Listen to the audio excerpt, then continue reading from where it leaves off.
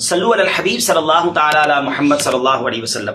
آپ کے لیے زبردست وظیفہ لے کر آیا ہوں۔ تفسیر قرآن صراط الجنان کا مطالعہ کر رہا تھا، 22واں پارہ صراط الجنان پیج نمبر 143، اور یہ آیت نمبر ہے 26 سورہ سبا، اس کی تفسیر میں۔ تو کیا کمال کے دو اللہ تبارک و تعالیٰ کے ناموں سے خوبصورت وظائف ملے، الفتاح اور العلیم، یہ یاد کر لیجئے۔ علامہ اسماعیل حقی رحمۃ اللہ تعالی فرماتے ہیں الفتاح، یہ اسم مبارک کا خاصہ یہ ہے کہ اس کی برکت سے مشکلات آسان ہو جاتی ہیں، دل روشن ہو جاتا ہے اور کامیابی کے اسباب حاصل ہو جاتے ہیں۔ نماز فجر کے بعد جس نے سینے پر ہاتھ رکھ کر 71 ٹائمز اس اسم کو یعنی یا فتاحو یہ پڑھا تو اس کا دل پاک اور منور ہو جائے گا، اس کا کام آسان ہو جائے گا اور اس کی برکت سے رزق میں بھی وسعت ہوگی۔ اور دوسرا ہے العلیم، اس اسم مبارک کا خاصہ یہ ہے کہ اس کا ورد کرتے رہنے والے کو علم اور معرفت حاصل ہوگی۔ یہ بھی پڑھتے رہا کریں، العلیم العلیم العلیم، افضل ترین وظیفہ۔ جی ہاں، صحابی رسول حضرت شداد بن اوس رضی اللہ تعالی فرماتے ہیں کہ ہم صحابہ کرام علیہ رضوان اللہ پاک کے آخری نبی رسول ہاشمی صلی اللہ تعالی علیہ وسلم کی خدمت میں حاضر تھے۔ آپ علیہ الصلوۃ والسلام نے ہم سے پوچھا ہل فیکم غریب، کیا کوئی تم میں اجنبی تو نہیں بیٹھا؟ صحابہ کرام نے کہا نہیں حضور، ہم سارے مسلمان ہی ہیں اور کوئی غیر نہیں ہے۔ تو نبی پاک علیہ الصلوۃ والسلام نے فرمایا اچھا ایسا کرو، دروازے بند کر دو۔ صحابہ نے دروازے بند کر دیے۔ اب آپ علیہ الصلوۃ والسلام نے فرمایا ارفعوا ایدیکم وقولوا لا الہ الا اللہ، ہاتھ اوپر اٹھا لو اور لا الہ الا اللہ پڑھنا شروع کر دو۔ حضرت شداد بن اوس کہتے ہیں ہم سب نے ہاتھ اوپر اٹھائے اور کلمہ پاک پڑھنا شروع کر دیا۔ کچھ دیر اسی طرح ہم ذکر کرتے رہے، نبی پاک ذکر کرواتے رہے، اور اس کے بعد مالک کے جنت قاسم نعمت صلی اللہ تعالی علیہ وسلم نے خوشخبری سناتے ہوئے فرمایا ابشروا فإن اللہ قد غفر لکم، تمہیں بشارت ہو کہ بے شک اللہ پاک نے تمہیں بخش دیا ہے۔ مزید آپ علیہ الصلوۃ والسلام نے یہ بھی فرمایا کہ الحمدللہ، اے اللہ پاک تو نے مجھے یہ پاکیزہ کلمہ دے کر بھیجا، اسے پڑھنے کا حکم دیا اور اس پر جنت کا وعدہ بھی فرمایا، بے شک تو اپنے وعدے کے خلاف نہیں کرتا۔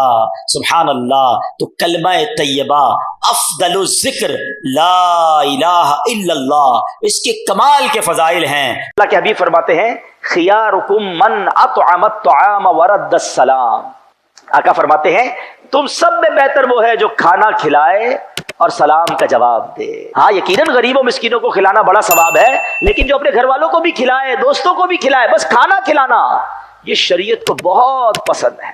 اور اس کی فضیلت کیا ہے کہ بہترین لوگ فرمائے گئے۔ میں ایک مشورہ دیتا ہوں، آپ اپنی روزی کا کوئی ایک حصہ، بے شک 1% ہے، اللہ توفیق دے 5%، 10%، اپنی جو بھی کمائی ہے نا اس کا کوئی پرسنٹیج طے کر لے، یہ میرا مشورہ آج مان لو، اور اس پرسنٹیج سے کھانا کھلاؤ۔ آپ یقین کریں آپ کی روزی میں ایسی برکت ہوگی آپ حیران ہو جائیں گے۔ اچھا اب آپ اس کو، میری بات کو پریکٹیکلی سمجھیے۔ وہ لوگ جو کھانا کھلاتے ہیں، آپ ذرا ان کا سروے کر لیں، آپ کو کئی لوگ ملیں گے جن کا شوق ہے کھانا کھلانا، ہے لنگر کر رہے ہوں گے، کھانا کھلا رہے ہوں گے۔ جن بھی لوگوں کی عادت ہے کھانا کھلانا، آپ سروے کر لیں، ان کا کاروبار، ان کی روزی، ان کا رزق بڑھتا ہی چلا جاتا ہے۔ اس کی وجہ کیا ہے کہ یہ شریعت کے پسندیدہ ترین کاموں میں سے ہے، یہ بڑی ضروری چیز ہے۔ کچھ لوگ کھانا کھلاتے ہیں، ساتھ تصویریں بھی کھنچوانی ہیں، ماں بدولت کا لنگر چل رہا ہے، دنیا کو پتہ چلے میں کتنا سخی ہوں۔ نہیں، میں جانوں، میرا رب جانے، میرے ہاتھ سے کچھ کھانا لوگوں کے پیٹ میں چلا جائے، کچھ اناج لوگوں کو مل جائے، لوگ کھانا کھا لیں، اس کا شوق رکھو، کیونکہ یہ بہترین لوگ ہوتے ہیں جو لوگوں کو کھانا کھلاتے ہیں۔ ایک حدیث سنو، میرے آقا فرماتے ہیں جنت میں ایک ایسا بالا کھانا ہے جس کا باہر اندر کا باہر سے دکھائی دیتا ہے، ایسا کرسٹل محل ہے کہ اندر کا باہر کا اندر سے دکھائی دیتا ہے۔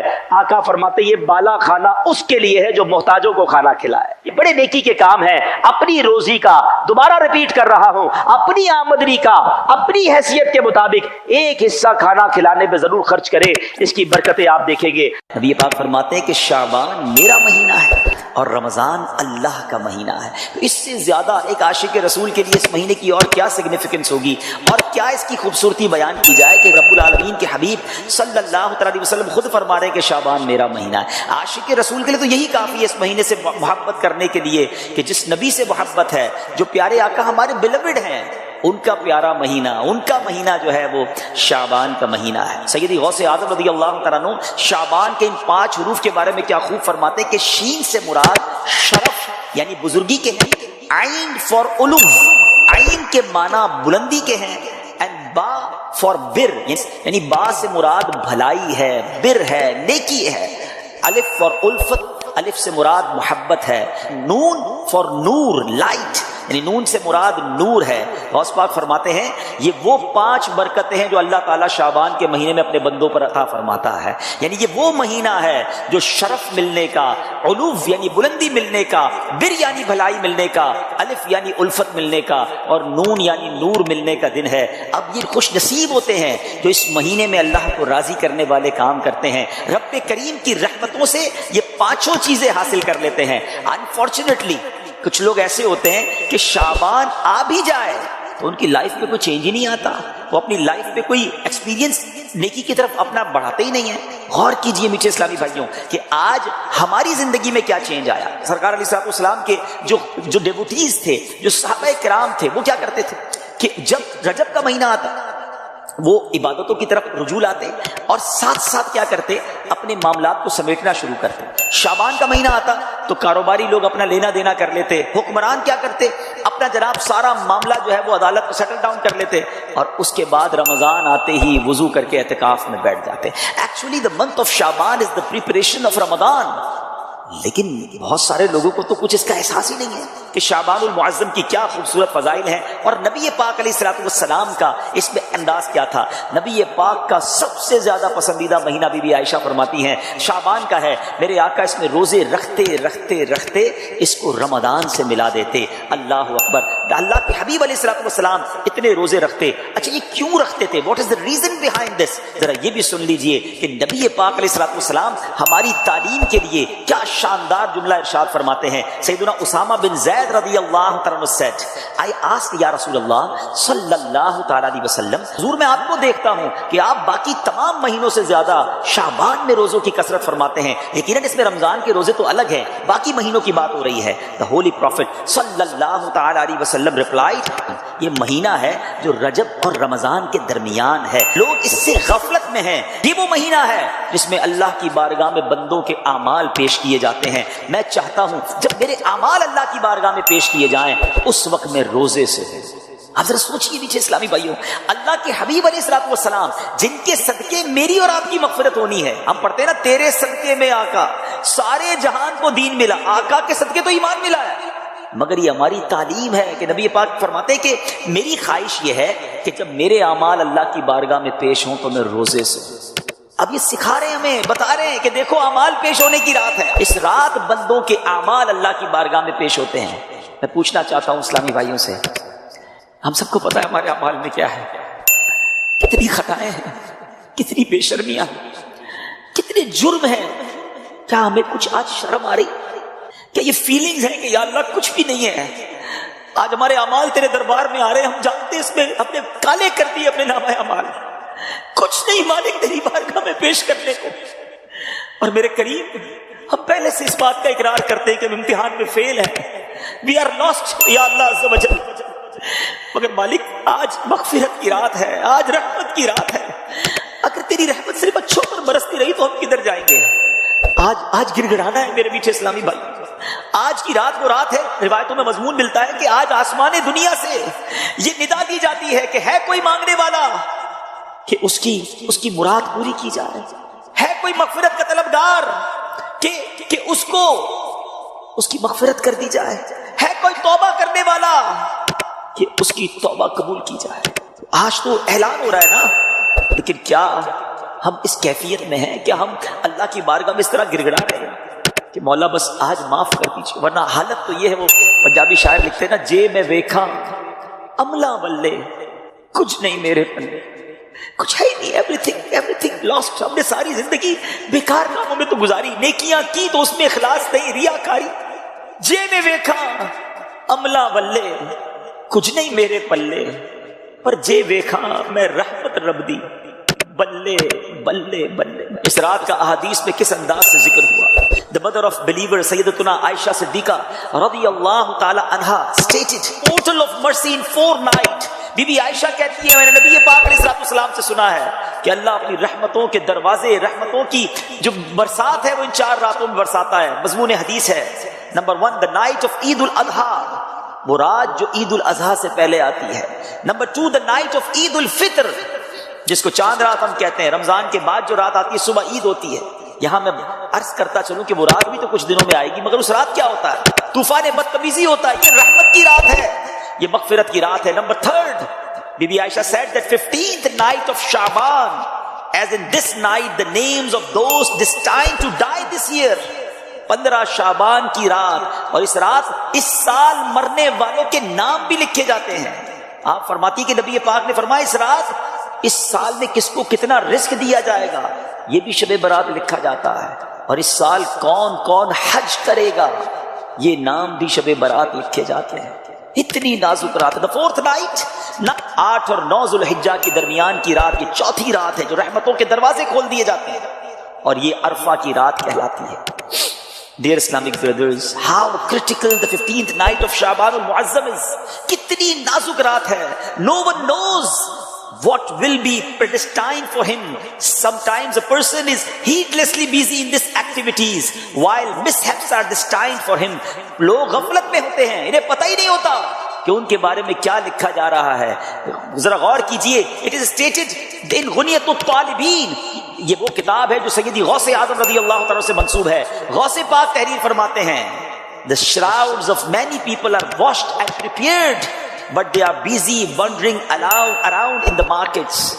غوث پاک کہتے ہیں کچھ کفن دھل کر تیار ہوتے ہیں مگر اس کو پہننے والے بازاروں میں گھوم رہے ہوتے ہیں. آپ فرماتے ہیں there are many people whose graves have been dug and ready, but they are busy enjoying themselves.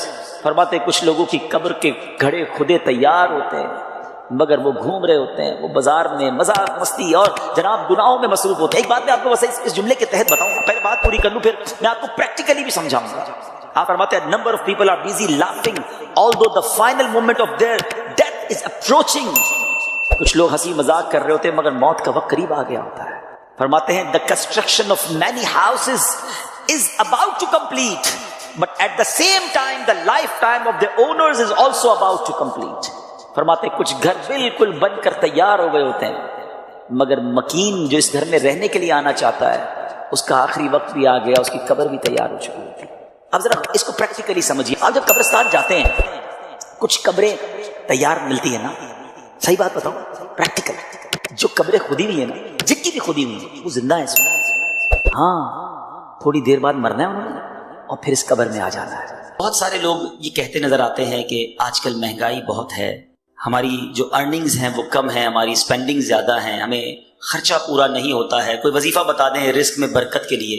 آج میں نے آپ کو وظیفہ بتانا ہے کہ کسی عام آدمی سے نہیں، خود نبی پاک علیہ الصلوۃ والسلام نے ایک صحابی رسول کو یہ وظیفہ بتایا. غور سے سنیے، بالخصوص اگر آپ کسی وجہ سے رزق کی تنگی کا شکار ہیں، آپ کو مہنگائی ستا رہی ہے اور آپ کی ارننگز اور اسپینڈنگ میں ڈفرنس ہو گیا ہے. نبی پاک علیہ الصلوۃ والسلام کی بارگاہ میں ایک صحابی رسول آئے اور عرض کرتے ہیں، اس حدیث کے راوی ہیں حضرت سہل بن سعد رضی اللہ تعالیٰ. آپ کہتے ہیں ایک شخص نبی پاک کی بارگاہ میں حاضر ہوا. اس شخص نے پیارے آقا علیہ الصلوۃ والسلام سے یہ کمپلین کی کہ حضور پیسے پورے نہیں ہو رہے، گھر بڑا ہے، کھانے والے زیادہ ہیں، میری روزی میں تنگی ہے. نبی پاک نے اسے رپلائی کیا دیا؟ نبی پاک نے فرمایا جب بھی گھر میں جایا کرو تو گھر میں جا کر سلام کیا کرو، چاہے گھر میں کوئی ہو یا نہ ہو. پہلی بات. پھر فرمایا اس کے بعد میری ذات پر، نبی پاک فرماتے مجھ پر درود پڑھا کرو. پھر تیسری بات فرمایا پھر ایک بار سورہ اخلاص پڑھ لیا کرو. اب میں ریپیٹ کروانا چاہوں گا، جس طرح آپ اپنے اسکول کالج یونیورسٹی کا سبق یاد کرتے ہیں، تھوڑا سا اس کو ریوائز کر لیں تاکہ آج یاد ہو جائے. 3 باتیں نبی پاک نے فرمائی. پہلی بات گھر جا کر سلام کرنا ہے. کیا کریں گے گھر جا کر؟ کوئی ہو یا نہ ہو. پھر اس کے بعد آپ نے نبی پاک پر درود پڑھنا ہے، پھر سورہ اخلاص پڑھنی ہے. یہ 3 باتیں نبی پاک نے صحابی رسول کو بتا دی. اب رزلٹ کیا، ریوارڈ کیا ملا؟ اس شخص نے ایسا ہی کرنا شروع کر دیا. آفٹر دیٹ رزلٹ کیا ملا؟ اللہ نے اتنے رزق میں برکت ڈال دی کہ اس کے پڑوسیوں اور رشتہ داروں کو بھی وہ بانٹنے لگ گیا. درود پاک، سبحان اللہ، یہ ایک ایسا وظیفہ ہے کہ نہ جانے اس کے کتنے فوائد ہیں. آپ کو جو پرابلم ہے آپ درود پاک پڑھیں اس نیت سے, اللہ پاک اپنے کرم سے اپنے حبیب علیہ الصلوۃ والسلام کے صدقے اس پرابلم کو دور کر دیتا ہے. تو براہ کرم اگر میرا کوئی بھائی, میری کوئی بہن, کوئی ویور کسی طرح کی بھی رزق کی تنگی کا شکار ہے, یہ وہ وظیفہ ہے, یہ وہ فارمولہ ہے جو خود نبی پاک علیہ الصلوۃ والسلام نے عطا فرمایا. جب بھی گھر جائیں سلام کریں, درود پاک پڑھیں, سورہ اخلاص پڑھیں. اللہ کریم سے دعا ہے رب کریم ہم سب کے رزق حلال میں برکت عطا فرمائے. آج میں جس ٹاپک پر آپ سے اسپیشلی بات کرنا چاہتا ہوں کہ دنیا میں بہت ساری ایسی چیزیں ہیں کہ جس کے لیے میں اسٹرگل کرتے ہیں. why you here to study؟ آپ کیوں آئے ہیں پڑھنے کے لیے؟ آپ کو ایک برائٹ فیوچر چاہیے. آپ بہت سارے ہوں گے جو ٹنڈو جام کے رہنے والے نہیں ہوں گے, کوئی حیدرآباد سے ہوگا, ہو سکتا ہے سندھ کے دیگر شہروں سے آپ آئے ہوں گے. انسان اپنی لائف میں بہت ساری اسٹرگل کرتا ہے and he have no guarantee to take a good future. اس کے پاس یہ گارنٹی نہیں ہوتی کہ میں یہ اسٹرگل کروں گا تو بہت اچھا فیوچر ہو جائے گا, بٹ ہی از ٹرائنگ, اور کرنی چاہیے. پڑھائی اچھی کروں گا تو اچھی جاب مل جائے گی, جاب مل جائے گی تو اچھے انسینٹیوز مل جائیں گے, میں آگے جا کے اپنی فیملی کو سپورٹ کر سکوں گا.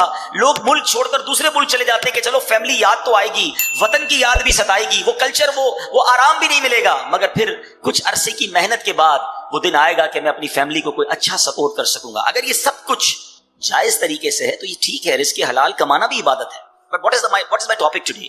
میں بتانا کیا چاہتا ہوں کہ ہم دنیا میں اسٹرگل کرتے ہیں کسی چیز کو پانے کے لیے, but we have no guarantee to find these beautiful rewards. ہمارے پاس کوئی گارنٹی نہیں ہے کہ ہم اس کو حاصل کر لیں گے, but we are trying to struggle. اور بعض اوقات ہاف آف لائف 15-20 سال لگ جاتے ہیں, 25 سال لگ جاتے ہیں جب جا کے ہم اس چیز کو پاتے ہیں.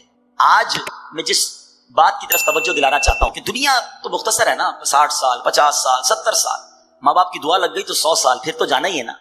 آخرت میں وہ کیا چیز ہے جو ایک مسلمان کا مطمع نظر اور الٹیمیٹ گول ہے کہ مجھے وہاں جانا ہے اور وہ حاصل کرنا ہے؟ یقیناً ہر ایمان والا یہ چاہتا ہے کہ میں نے جنت کو حاصل کرنا, کیونکہ مرنے کے بعد دو ہی آپشن ہے نا, یا تو جنت ہے یا دوزخ ہے. دوزخ میں تو کوئی نہیں جانا چاہتا, اللہ ہم سب کو محفوظ فرمائے اور بلا حساب جنت میں داخلہ عطا فرمائے. بٹ کوشچن یہ ہے کہ کیا جنت میں جانے کی کوئی گارنٹی مل سکتی ہے؟ کوئی ایسا عمل ہے, کوئی ایسا پروسیجر ہے کہ میں اس پروسیجر پر عمل کر لوں تو میں ڈیفینیٹلی جنت میں چلا جاؤں؟ دس از دا بگ کوسچن. جناب اللہ نے رزق کا وعدہ تو کیا ہے جس کی اسٹرگل میں ہم ساری زندگی گزار دیتے ہیں, مگر اللہ نے جنت کا وعدہ نہیں فرمایا, مغفرت کا وعدہ نہیں فرمایا. ٹھیک ہے نا, جنت تو مرنے کے بعد پتا چلے گا کس کو ملنی ہے کس کو نہیں ملنی ہے. آج جو ٹاپک ہے میرا کہ کیا جنت کی گارنٹی مل سکتی ہے؟ جی ہاں, آج میں نے آپ کو انشاءاللہ احادیث کے ذریعے کچھ بتانا ہے کہ جنت کی بھی گارنٹی مل سکتی ہے. And this is not a big deal. We have to do something جو ہم نے اپنی لائف میں کرنا ہے اور ہم جنت انشاءاللہ گارنٹیڈ حاصل کر سکتے ہیں. اور جنت ہے کیا؟ مثال کے طور پہ آپ کو جب تک ریوارڈ ہی نہیں پتا کہ آپ یہ حاصل کر لیں گے اگر یہاں یونیورسٹی سے اس گریڈ میں پاس کر لیں گے, تو آپ پڑھتے ہی نا, آپ کو نظر آ رہا ہوتا ہے کہ یار یہاں پہنچوں گا تو یہ مل جائے گا. میں مختصر حدیثوں کے ذریعے اور قرآن پاک کی آیات کے ذریعے پہلے تھوڑا سا ڈیفائن کرنا چاہتا ہوں کہ اللہ نے جو جنت بنائی ہے وہ ہے کیا, وہ کتنا بڑا ریوارڈ ہے, کیا اس سے بڑا بھی رب کا کوئی انعام ہے؟ سبحان اللہ. حضرت ابو ہریرہ رضی اللہ تعالیٰ اس حدیث کے راوی ہیں اور ترمذی شریف کی حدیث ہے. کہتے ہیں حضور ہم نے نبی پاک سے عرض کی, یا رسول اللہ صلی اللہ تعالیٰ علیہ وسلم ہمیں جنت اور اس کی تعمیر کے متعلق بتائیے. جنت ہے کیسی ہے, اس کے مکان کیسے ہیں, اس کی تعمیر کیسی ہے؟ دا سمری آف حدیث, نبی پاک فرماتے ہیں اس کی ایک اینٹ سونے کی ہے تو ایک اینٹ چاندی کی ہے, اس کا گارا مشک کا ہے اور اس کی کنکریاں موتی اور یاقوت کی ہیں اور اس کی مٹی زعفران کی ہے. There is no, ہم امیجنیشن بھی نہیں کر سکتے کہ وہ کیسی جنت ہے جس کا گارا بھی مشک کا ہے, جس کی مٹی زعفران کی ہے. نبی پاک علیہ الصلوۃ والسلام ایک اور جگہ فرماتے ہیں, مسلم شریف کی حدیث ہے, حضرت ابو ہریرہ رضی اللہ عنہ اس حدیث کے راوی ہیں, رسول کریم علیہ الصلوۃ والسلام نے فرمایا, اللہ تعالیٰ نے ارشاد فرمایا کہ میں نے اپنے نیک بندوں کے لیے ایسی نعمتیں تیار کر رکھی ہیں جن کو نہ تو کسی آنکھ نے دیکھا ہے, نہ اس کی خوبیوں کو کسی کان نے سنا ہے, اور نہ کسی انسان کے دل پر اس کی ماہیت کا خیال گزرا ہے. اس کا مطلب کیا ہوا؟ آج میں آپ کو کہوں کہ دنیا کا سب سے اچھا گھر کون سا ہے, آپ انٹرنیٹ پہ سرچ کریں گے آپ کو دنیا کا سب سے مہنگا گھر نظر آ جائے گا. You can imagine, you can see the pictures of that beautiful house. میں کہوں گا بتاؤ دنیا کی مہنگی سواری کون سی ہے, آپ جناب کسی کا پرائیویٹ جیٹ نکال کے بتا دیں گے कि देखिए ये कितनी बड़ी सवारी, कितनी महंगी सवारी है, अच्छा खुराक दुनिया की कौन सी सबसे अच्छी है, आप सर्च करके महंगे से महंगे खाने मेरे सामने रख देंगे कि जनाब इस 5 स्टार 7 स्टार होटल का खाना दुनिया का सबसे बेस्ट है। Because we have to chance to C those pictures, हम पिक्चर्स देख सकते हैं, हम इमेजिन कर सकते हैं कि रब फरमाता है, हदीस कुदसी है, न किसी आंख ने देखा, न किसी कान ने सुना, न किसी जहन का ख्याल पहुंचा, हमारी इमेजिनेशन से भी बियॉन्ड, हम सोच भी नहीं सकते। अल्लाह ने वो जन्नत में नेमतें तैयार कर रखी हैं, तो फिर क्यों ना जन्नत की तैयारी की जाए, फिर क्यों ना जन्नत के लिए स्ट्रगल किया जाए। अब सवाल ये पैदा होता है कि जनाब हम यूनिवर्सिटी से फारिग तो हो जाएंगे, बड़ी डिग्री हासिल कर लेंगे, मगर जिस पोस्ट पर जाना है वहां 4 ही पोस्ट अवेलेबल हैं, 400 स्टूडेंट में से 4 को सीट मिलेगी। क्या जन्नत भी ऐसा ही है कि हम सारे ही कोशिश कर लें, बल्कि दुनिया के सारे मुसलमान कोशिश कर लें, तो क्या सेलेक्टेड सीट्स हैं जन्नत में? जगह थोड़ी तो नहीं, अरबों मुसलमान हैं, कौन जन्नत में जाएगा? सुभान अल्लाह, सुनो मेरे रब की जन्नत कितनी बड़ी है। तिरमिज़ी शरीफ की हदीस है, नबी पाक फरमाते हैं कि जन्नत में 100 मंजिलें हैं और उनमें से हर 2 मंजिलों के दरमियान इतना फासला है जितना जमीन और आसमान के दरमियान फासला है। मेरे रब की जन्नत बहुत बड़ी है, उसकी जन्नत बड़ी वसी है। अब सुनो, यहां दुनिया में कोई महंगा लिबास पहन ले हम डीमोरलाइज हो जाते हैं, मगर जन्नतियों का लिबास क्या होगा? कुरान कहता है वो इसमें सोने के कंगन पहनाए जाएंगे और सब्ज कपड़े करीब और कनादीस के पहनेंगे। जन्नतियों को जन्नती लिबास पहनाया जाएगा। सुनो, जन्नतियों की उम्रें कितनी होंगी? हो सकता है दुनिया से कोई 70-80 साल की उम्र में जाए, कोई बचपन में चला जाए। हदीस पाक का मजमून है कि अहले जन्नत से कोई छोटा या बूढ़ा मर जाएगा तो उसे जन्नत में 30 साल का बना दिया जाएगा। सारे जन्नती जो हैं वो 30 साल के होंगे। सुभान अल्लाह। अब जन्नतियों का खाना क्या होगा? कुरान कहता है वफाकिहतिन मिम्मा यतखय्यरून व लहमी तैरिन मिम्मा यश्तहून, और मेवे जो पसंद करें और परिंदों का गोश्त जो चाहें। सुभान अल्लाह। नबी पाक अलैहिस्सलाम फरमाते हैं जन्नतियों में जो सबसे निचले दर्जे का जन्नती होगा, लोएस्ट ग्रेड या कैटेगरी का जन्नती होगा, उसके साथ 10,000 खादिम खड़े होंगे, सबके हाथ में 2 प्याले होंगे, दोनों प्यालों में एक सोने का होगा, एक चांदी का होगा। हर प्याले में खाने की ऐसी किस्म होगी जो दूसरे में ना होगी। वो आखिर से भी ऐसे ही खाएगा जैसे शुरू में खाएगा। इसको इस तरह समझिए, आपको भूख लगी हो और बिरयानी आपको बड़ी पसंद हो, आप बिरयानी का पहली प्लेट खाएंगे बहुत शौक से, बड़ी रगबत से खाएंगे। अगर दूसरा खाएंगे तो अब पेट भर चुका होगा, उतनी लज्जत नहीं आएगी। फरमाया जन्नत में बंदा जितना खाएगा उसकी लज्जत में कमी ना होगी, हर निवाला पहले निवाले जैसा टेस्ट दे रहा होगा। सुभान अल्लाह। इसी तरह जन्नतियों का मशरूब क्या होगा? रब का कलाम फरमाता है यतूफु अलैहिम बिल्दानुम मुखल्लदून बिअक्वाबिन व अबारीक व कासिम मिन मईन ला युसद्दऊन अन्हा वला युनज़िफून। कुरान फरमाता है उनके लिए गिर्द फिरेंगे हमेशा रहने वाले लड़के, कूजे और आफ्ताबे और जाम और आंखों के सामने बहती शराब कि उससे ना उनके सर में दर्द हो और ना होश में फर्क आए। ऐसी पाकीज़ा शराब होगी जो बदहोश करने वाली नहीं होगी। ऐ दुनिया की गंदी शराब पीने वालों, ऐ दुनिया के हराम खाने वालों, ऐ दुनिया की हराम रोजी कमाकर अपने महंगे लिबास खरीदने वालों, थोड़ा सब्र कर लो, हराम से बचा लो। अल्लाह ने जन्नतियों के लिए जन्नती लिबास, जन्नती खाने और पाक शराब तैयार कर रखी है। और सुनिए, आज बड़ा अजीब कल्चर हो गया है, मुझे बोलते हुए भी अच्छा नहीं लग रहा, मगर चूंकि यंगस्टर्स बैठे हैं और शैतान ज्यादा हमलावर होता है। आज मर्द और औरत के जो मामलात हैं, आज जिस तरह बेपर्दगी और बेहयाई बढ़ती जा रही है, आज अपने नफ्स के लिए हराम की तरफ जो लोग जा रहे हैं, खुदा के वास्ते हराम औरतों की तरफ, बुरे कामों की तरफ, बेहयाई की तरफ ना जाओ। अल्लाह तबारक व तआला ने जन्नत में हूरें तैयार कर रखी हैं और वो हूरें ऐसी हैं कि दुनिया में कोई उसका मुमासिल और कोई उसका मुकाबिल नहीं है। नबी पाक अलैहिस्सलातु वस्सलाम फरमाते हैं अगर कोई जन्नती हूर जमीन की तरफ झांके तो आसमान से जमीन तक रोशन हो जाए और सारी फजा जमीन से आसमान तक खुशबू से मुअत्तर हो जाए, और उसके सर की ओढ़नी जो जन्नती हूर दुपट्टा पहनती है वो दुनिया व माफीहा जो कुछ है उन सब से बेहतर है। ये मैंने एक छोटा सा बड़ा ब्रीफ इंट्रोडक्शन आपको जन्नत का दिया है। खुदा की कसम अगर जन्नत की बातें पढ़ें, जन्नत के बारे में डिटेल से सुने तो अभी बंदे का जी चाहता है फिर इस दुनिया में क्या रखा है। ए अल्लाह ईमान और आफियत के साथ मदीने वाली मौत दे दे और अपनी जन्नत में जल्दी हमें बिला हिसाब दाखिला अता फरमा दे। तो बहरहाल ये है वो जन्नत। अब आते हैं what is the guarantee to enter in paradise? Is there any formula to get in paradise? कोई तरीका है कि हम जन्नत में गारंटीड चले जाएं? जी हां, गारंटी देने वाली जात कौन है? वो जात है जिसको रब ने अपने खजानों का मालिक बनाया है। अल्लाह के हबीब जनाब रहमतुल लिल आलमीन सल्लल्लाहु अलैहि वसल्लम की अब मैंने आपको हदीस सुनानी है, और ये हदीस बुखारी शरीफ की हदीस है। नबी पाक फरमाते हैं, हदीस पाक का मजमून समरी ऑफ हदीस, जो मुझे 2 चीजों की गारंटी दे दे, میں اسے جنت کی گارنٹی دیتا ہوں. اس کا مطلب کیا ہوا؟ there is no big list. کوئی بہت بڑی لسٹ نہیں ہے. اے اسٹوڈنٹس، مجھے سننے والے جتنے لوگ سن رہے ہیں، دو چیزوں کی گارنٹی مانگی ہے نبی پاک نے کہ if anybody give me guarantee for two things، میں اسے جنت کی گارنٹی دیتا ہوں. وہ دو چیزیں کیا ہیں؟ میرے آقا فرماتے ہیں مجھے دو جبڑوں کے درمیان والی چیز اور دو ٹانگوں کے درمیان والی چیز کی جو کوئی گارنٹی دے دے، میں اسے جنت کی ضمانت دیتا ہوں.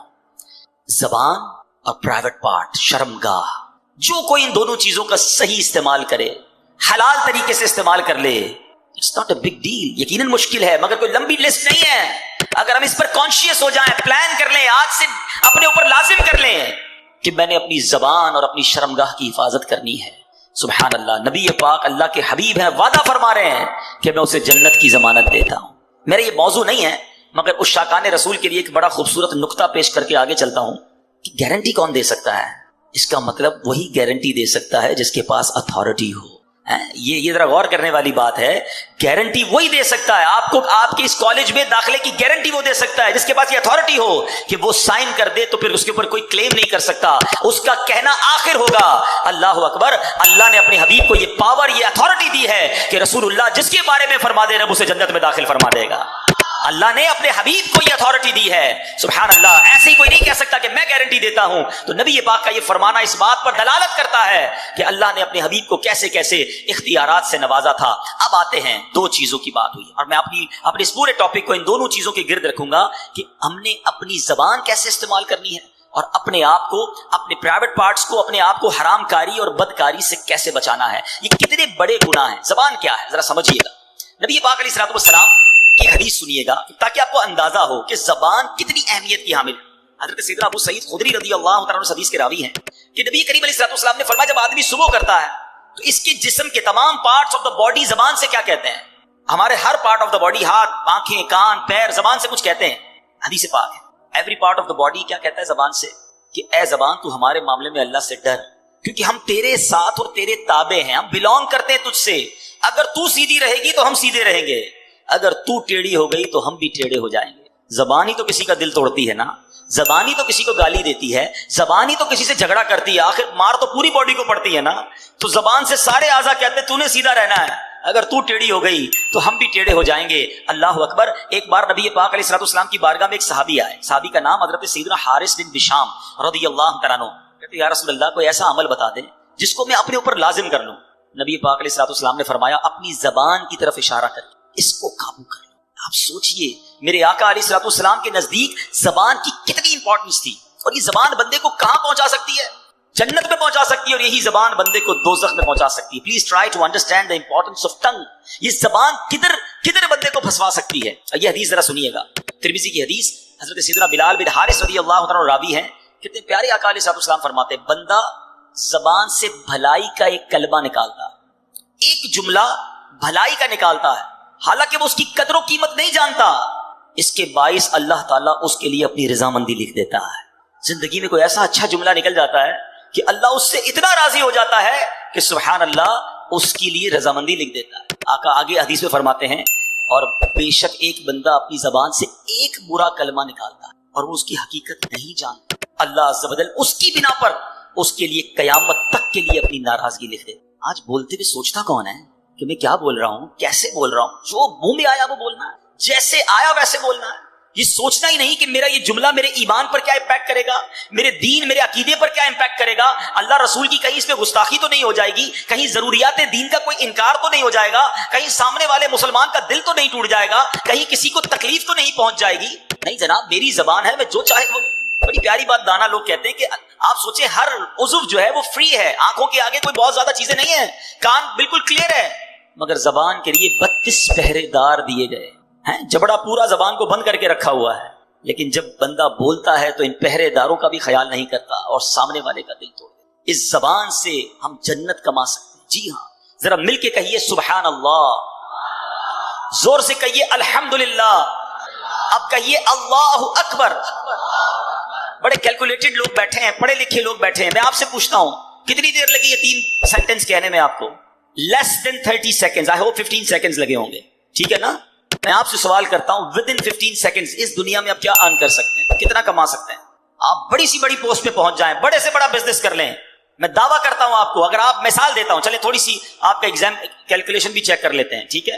اگر کوئی شخص مہینے کے 10 لاکھ روپے کماتا ہو, ایسے بہت تھوڑے لوگ ہوں گے یہاں پر, چلے مان لیا کہ آپ 10 لاکھ کماتے ہیں, تو آپ روزانہ کتنے کماتے ہیں؟ تھوڑی سی کیلکولیشن کر لیں. میرے حساب سے 35,000 روپے بن جائیں گے, 33,000, 35,000 موٹا حساب پکڑ لیں. روز کی آپ کی آمدنی 35,000 ہو گئی. اب اس کو ڈیوائڈ کر دیں 24 گھنٹے پر, ٹھیک ہے. موٹا حساب اگر پکڑ لیں تو شاید 1300-1400 روپے بن جائیں گے گھنٹے کے. ایسے ہی 1500 روپے لے لیں بھائی, چلے اور زیادہ بڑا حساب کر لیں. 1500 روپے گھنٹے کے آپ کماتے ہیں تو اس کو ڈیوائڈ کر دیں 60 پر. اب منٹ کے پیسے بنائیں تو 1500 روپے کی اگر آپ منٹ پہ پیسے آ جائیں گے تو آپ کے یہ پیسے کتنے بنیں گے؟ شاید 60 منٹس پہ آپ کریں گے تو 40 روپے بنیں گے. اب آپ اس کو لے آئیں 15 سیکنڈ پر یا آدھے منٹ پر, تو پتا چلا کہ مہینے کے 10 لاکھ کمانے والا بھی 1 منٹ میں چند روپے ہی کما سکتا ہے. ایسا ہی ہے نا. مگر اے اس ہال میں بیٹھنے والے عاشقان رسول, ود ان 15 سیکنڈز پتہ ہے آپ نے کیا کمایا ہے؟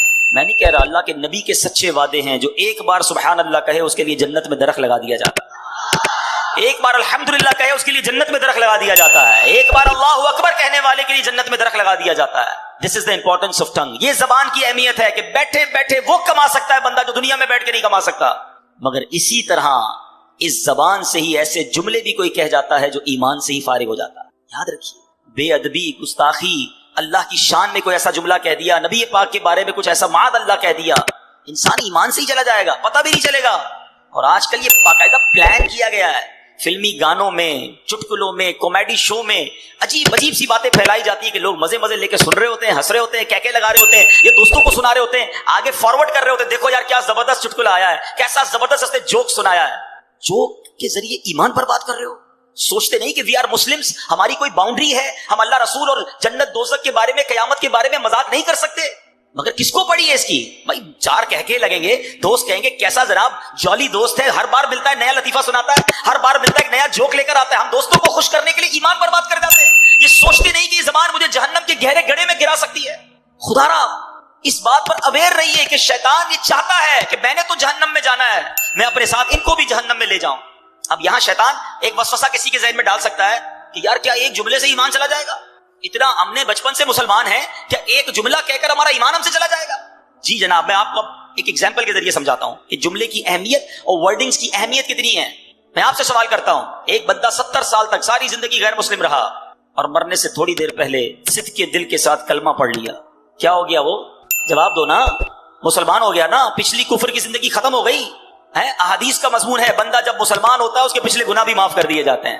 ایک جملہ جب اسے کفر سے اسلام کی وادی میں لا سکتا ہے تو یہی ایک جملہ کسی کو ایمان سے کفر میں بھی مبتلا کر سکتا ہے. پلیز بولنے سے پہلے سوچو تو صحیح ہم کیا بول رہے ہیں, ٹھیک ہے؟ تو بہت ساری مثالیں ہیں کہ ایک جملے سے معاملہ سارا ہی چینج ہو جاتا ہے. اللہ کرے کہ ہم زبان کی احتیاط کو سمجھیں اور اپنے ایمان کی قدر کریں. ایک حدیث پاک کا مضمون ہے کہ ابن آدم 4 قسم کے طبقات پر ہیں. there are 4 categories. آقا فرماتے ہیں کہ کچھ لوگ وہ ہوتے ہیں, حدیث پاک کا مضمون ہے, جو مسلمان پیدا ہوتے ہیں اور مسلمان ہی والی زندگی گزارتے ہیں, ایمان پر ہی ان کا خاتمہ ہوتا ہے. اللہ سے دعا کرتے ہیں اللہ ہمیں اس کیٹیگری میں شامل رکھے. اے اللہ تو نے ہی مسلمان پیدا کیا ہے, ساری زندگی مسلمان رکھی اور ایمان پر ہی ہمارا خاتمہ ہو جائے. دوسری کیٹیگری نبی پاک فرماتے ہیں وہ بھی بہت بڑی تعداد, جو لوگ کفر پہ پیدا ہوتے ہیں, کافر گھرانے میں پیدا ہوئے, کافروں والی زندگی گزاری اور کفر پر ہی ان کی خاتمہ ہو گیا. ایسے بہت سارے. تیسری کیٹیگری نبی پاک فرماتے ہیں کچھ لوگ کافر گھرانے میں پیدا ہوتے ہیں, کفر والی زندگی گزارتے ہیں, مگر مرنے سے پہلے انہیں ایمان مل جاتا ہے اور مومن والی موت مرتے ہیں. اور ایسے بہت سارے ہیں الحمدللہ.